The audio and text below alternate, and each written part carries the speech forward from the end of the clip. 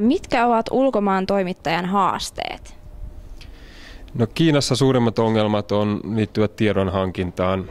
Siellä on vaikea saada haastatteluja varsinkin viranomaisilta ja saattaa edellyttää paljon lupabyrokratiaa ja faksien lähettelyä ja muuta.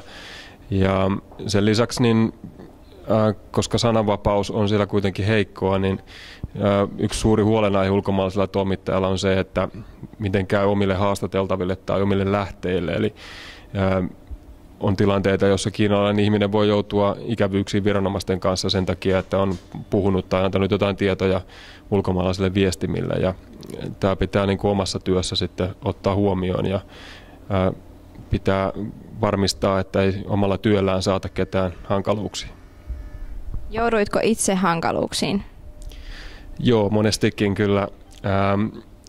Nyt Kiinan tilanne on edelleen se, että viranomaisilla on tavallaan valtuudet puuttua ulkomaalaisen journalistin tekemisiin ja erilaisia verukkeita löytyy siihen, että sitten toimittaja voidaan pidättää ja ottaa kuulusteltavaksi ja pyytää vaikka jotain materiaalia takavarikoitavaksi. Ja tämmöisiä tilanteita mullekin sattui useita kertoja kyllä haastattelumatkoilla eri puolilla Kiinaa. Päällimmäisenä mieleen jäi ehkä se, että Kiina on niin valtava, että sitä ei pysty ihan pähkinänkuoreen tunkemaan vaikka kuinka haluaisi ja vaikka kuinka käytetään stereotyyppejä apuna ja ties mitä. Että ehkä jäi vähän semmoinen nälkä vielä, että nyt on saanut vaan semmoisen pintaraapasun alkupalan Kiinasta, että tekisi mieli selvittää vähän enemmänkin ja varmaan luen Kiinan juttuja vähän asiantuntevammin ja suuremmalla kiinnostuksella jatkossa, toivottavasti.